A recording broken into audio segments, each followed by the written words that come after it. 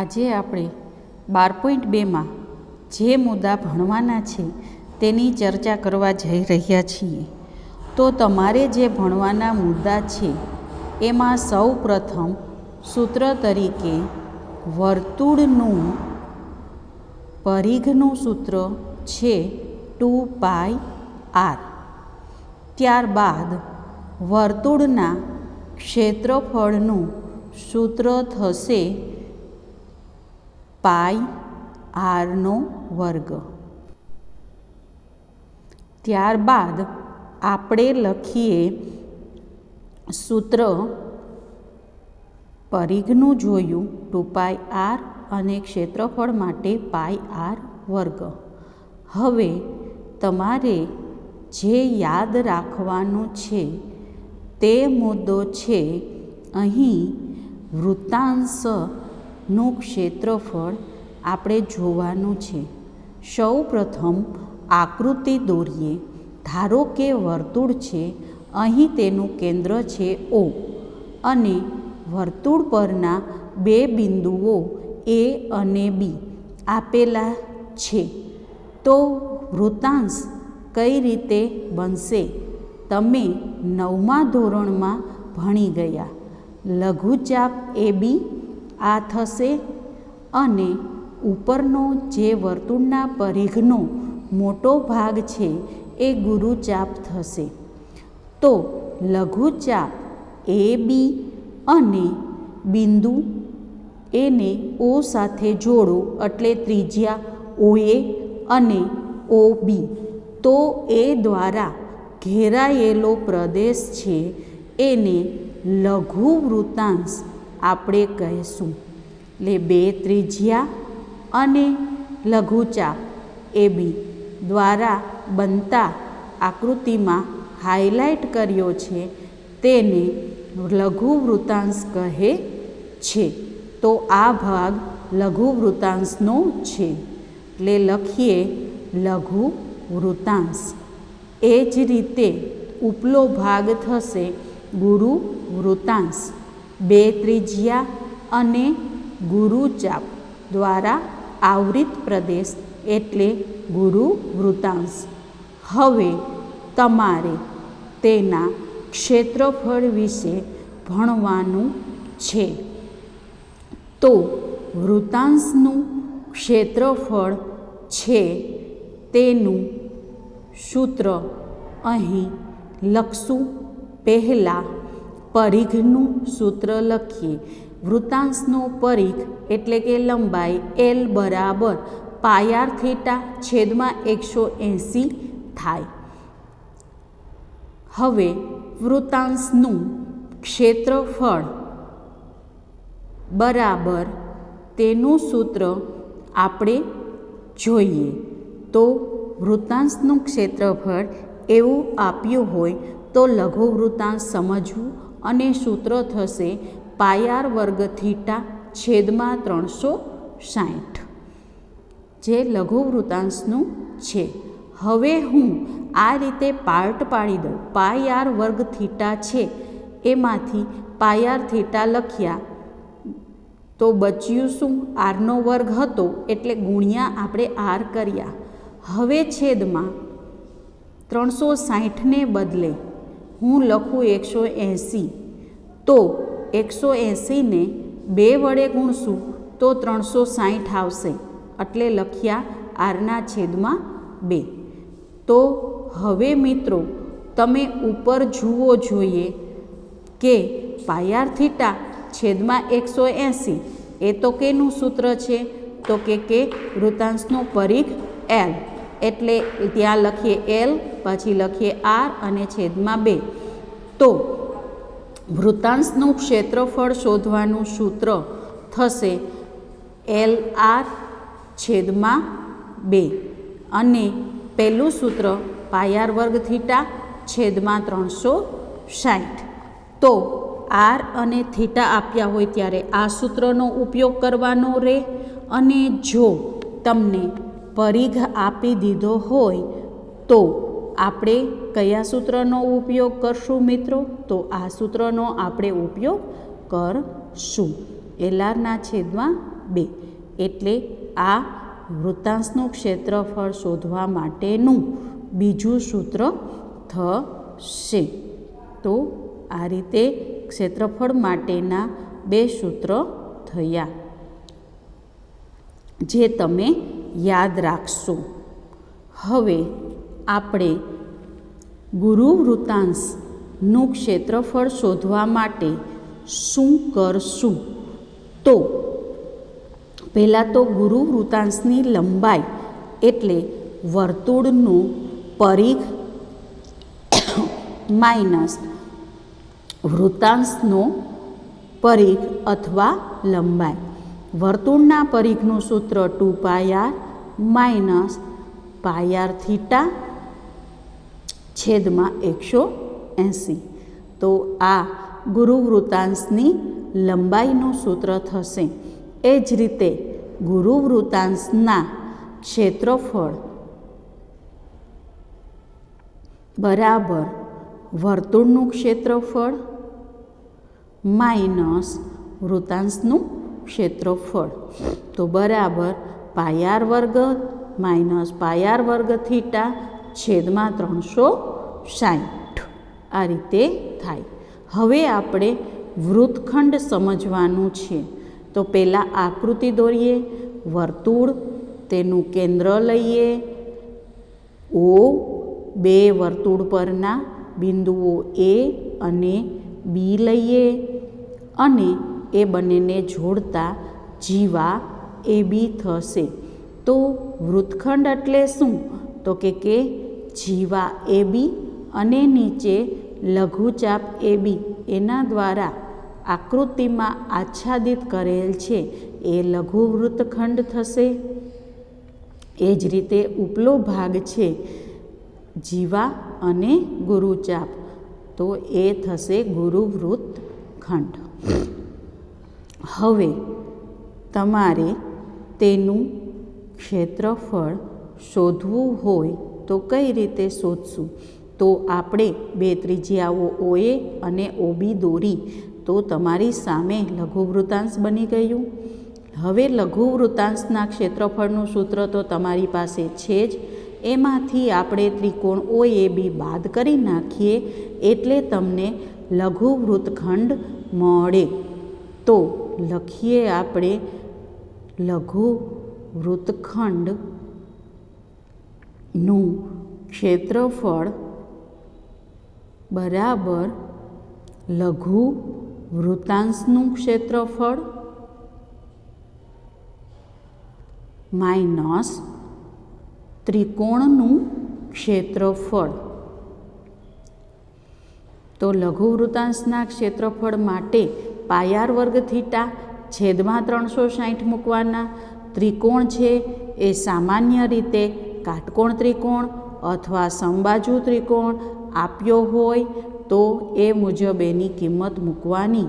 હવે ગુરુવૃત્તખંડનું ક્ષેત્રફળ શોધવા માટે આપણે શું કરશું? તો કે આખા વર્તુળના ક્ષેત્રફળમાંથી જો તમે લઘુવૃત્તખંડ બાદ કરી નાખો તો તમને ગુરુવૃત્તખંડ મળે. એટલે વર્તુળનું ક્ષેત્રફળ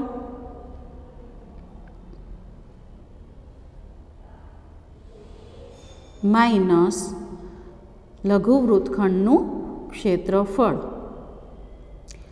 તો અહીં મિત્રો તમારે વર્તુળનું ક્ષેત્રફળ શોધવું પડે અને લઘુવૃત્તખંડના ક્ષેત્રફળ માટે તમારે લઘુવૃત્તાંશનું પણ શોધવું પડે અને ત્રિકોણનું પણ શોધવું પડે. એટલે કુલ 3 સૂત્રો તમારે શોધી અને એની કિંમત શોધી અને પછી બાદબાકી કરવાની રહે. તો દાખલા કરીએ ત્યારે એની સમજણ વધારે પડશે, પણ આ 3 ભાગ શોધવા પડે જે આપણે મગજમાં રાખવાનું. હવે આપણે સ્વાધ્યાય 12.2નું પહેલો દાખલો આપેલ છે કે 6 સેમી ત્રિજ્યાવાળા વર્તુળના વૃત્તાંશ દ્વારા કેન્દ્ર આગળ બનતો ખૂણો 60 અંશનો હોય તો વૃત્તાંશનું ક્ષેત્રફળ આપણે જે છે એ શોધવાનું છે. તો આપણે એના માટે શું કરશું? તો આપણે અહીં ત્રિજ્યા આર બરાબર 6 સેમી આપેલા છે. તો લખીએ દાખલા નંબર પહેલો, આર બરાબર 6 સેમી અને ખૂણો આપેલ છે થીટા બરાબર 60. તો હવે વૃત્તાંશનું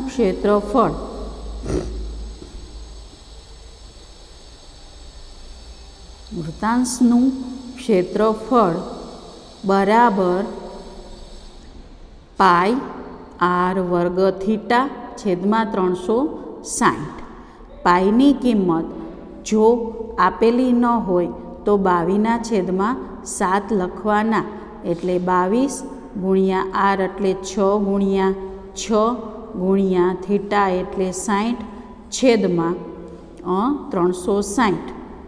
તો છેદ આ રીતે ઉડશે, 6 ઉડી જાય તો આવશે 22 ગુણ્યા 6 એટલે 132, પરંતુ પાછળ આવશે સેમીનો સ્ક્વેર. તો આ તમારો જવાબ થાય. પરંતુ પાઈના આપણે 7 મૂકવાના ભૂલી ગયા, એટલે નીચે મૂક્યા 7. તો બાકીનો તો એમ જ રહેશે. એ જવાબ તમારો આવશે 132/7. હવે દાખલા નંબર 2 આપણે જોઈએ કે 22 સેમી પરિઘવાળા વર્તુળના ચતુર્થાંશનું ક્ષેત્રફળ શોધવાનું છે. તો પરિઘ બરાબર 22 સેમી, પરિઘ એટલે 2πr બરાબર 22, તેથી r બરાબર 22/2π. હવે આપણે પાઈની કિંમત મૂકીએ, 22/2 ગુણ્યા 22 એટલે 22/7, 7 છેદનો ઉપર વહી જશે તો 22 ઉડી જાય એટલે 7/2. આર બરાબર 7/2 સેમી આપણને મળ્યા. હવે ચતુર્થાંશનું ક્ષેત્રફળ શોધવા માટે લખીએ વર્તુળના ચતુર્થાંશનું ક્ષેત્રફળ બરાબર વર્તુળનું ક્ષેત્રફળ એટલે પાય r વર્ગ અને ચતુર્થાંશ એટલે છેદમાં 4.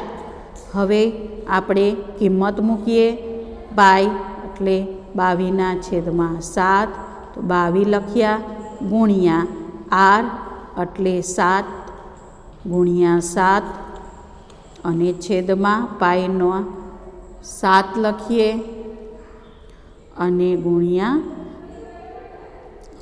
7/2 ગુણ્યા 2 અને 4 હતા તે, તો 7 ઉડી જશે, 2 11 22 થશે. તો જવાબ તમારો શું આવશે? 11 × 77 છેદમાં 8. એકમ લખશું સેમીનો વર્ગ. તો આ રીતે દાખલા નંબર 2 થાય. હવે દાખલા નંબર 3. દાખલા નંબર 3 તમને આપેલ છે એક ઘડિયાળના. તો ઘડિયાળ તમે જાણો છો એમ વર્તુળાકાર હોય અને એનું કેન્દ્ર લેશું અને મિનિટ કાંટો જે છે એને વર્તુળની ત્રિજ્યા તરીકે લઈએ. તો તમને મિનિટ કાંટાની લંબાઈ 14 સેમી આપી છે, એટલે ઘડિયાળના મિનિટ કાંટાની લંબાઈ બરાબર 14 સેમી જે વર્તુળની ત્રિજ્યા થશે, તેથી r બરાબર 14 સેમી લખી શકાય. હવે તમને એમ કહ્યું છે કે 5 મિનિટમાં પરિભ્રમણ કરીને જે ક્ષેત્રફળ આવરે તે શોધો. તો 5 મિનિટ એટલે તમે ઘડિયાળમાં જાણો છો, અહીંયા હોય 12, અહીંયા 6, 3, 9, 1, 2, 4, 5, 7, 8, 10 અને 11 આ રીતે હોય. તો આખા વર્તુળના કુલ કેટલા ભાગ પડશે? તો કે 12 ભાગ પડશે આખું. એટલે 5 મિનિટનો એક ભાગ થશે. આ તમારે વૃત્તાંશનું ક્ષેત્રફળ શોધવાનું છે. તો ત્રિજ્યા તો 14 સેમી તમને આપી દીધી છે. તમને આપેલું શું નથી? તો કે ખૂણો. હવે ખૂણો શોધવા માટે તમારે શું કરવું પડે? તો કે વર્તુળ આખું હોય 360નું, જેના કેટલા ભાગ પડે છે? 12. એટલે 360 ભાંગ્યા 12 કરીએ તો 12 તેરી 36 એટલે 30 મળે. એટલે કે 5 મિનિટ માટે થીટા બરાબર તમે 30 લઈ શકો. આ રીતે 12 ભાગ પડે એટલા માટે 360 ભાંગ્યા 12 કરવાના છે, જે ખાસ તમારે યાદ રાખવાનું છે. તો 5 મિનિટ માટેનો ખૂણો થીટા બરાબર 30. જો 10 મિનિટ માટેનો ખૂણો કે તો 30 વત્તા 30 એટલે 60 થાય. તો હવે આપણે લખીએ 5 મિનિટ માટે થીટા બરાબર 30. આ 30 શા માટે આવ્યા તે યાદ રાખવાનું. 360 ભાંગ્યા 5 મિનિટના 12 ભાગ પડે એટલે 360 ભાંગ્યા 12 એટલે 30 આવ્યા. તો હવે આર અને થીટા બંને આપણી પાસે છે. તેથી વૃત્તાંશનું ક્ષેત્રફળ બરાબર પાય r વર્ગ થીટા છેદમાં 360. પાય એટલે તમને આપેલું નથી એટલે 22 ગુણ્યા r એટલે 14 ગુણ્યા 14 ગુણ્યા 30 છેદમાં 7 ગુણ્યા 360 થશે. હવે છેદ ઉડાડીએ. 7 દુ 14, મીંડું મીંડું અને 12 તેરી 36. હવે 12 છે, 6 દુ 12, તો 2 11 22. હજી 2 છે, 2 ગુણ્યા 3 કરીએ તો 2 સત્તા 14. તમારી રીતે તમે છેદ ઉડાડી શકો. તો અહીં તમારી પાસે શું આવ્યું? 11 દુ 22 સત્તા 154 અને છેદમાં 3 અને એકમ આવશે સેમીનો વર્ગ. આમ 5 મિનિટ દ્વારા ઘેરાયેલું ક્ષેત્રફળ આટલું થાય.